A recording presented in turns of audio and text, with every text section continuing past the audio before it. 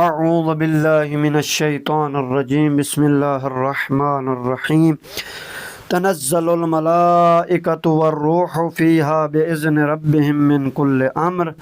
فرشتے اور روح اس شب میں اپنے رب کے اذن سے تمام تعیین شدہ حکم لے کر نازل ہوتے ہیں۔ سلام ہی حتی مطلع الفجر، یہ رات طلوع فجر تک سلامتی ہی سلامتی ہے۔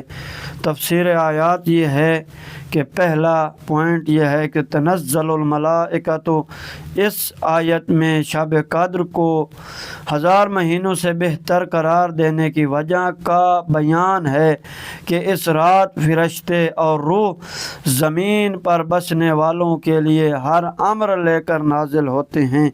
وہ امر کیا ہے جس سے لے کر یہ فرشتے نازل ہوتے ہیں، اسے سورہ دخان میں بیان فرمایا ہے۔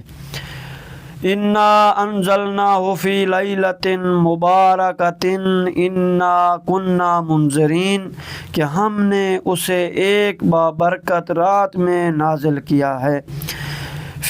یقیناً ہم ہی تنبیہ کرنے والے ہیں۔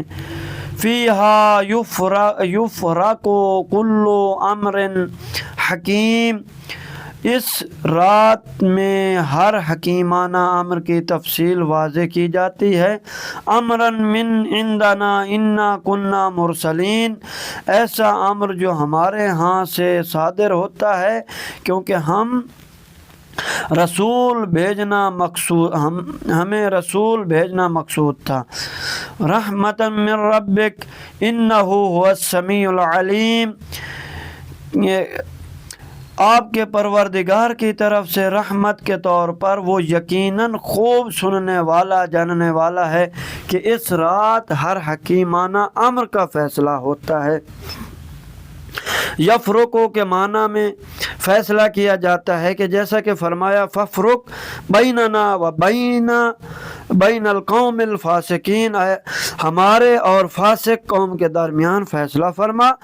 یہ سورہ مائدہ کی 25 نمبر آیت ہے، اور قرآن کو فرقان کہتے ہیں، فیصلے کرنے والی کتاب۔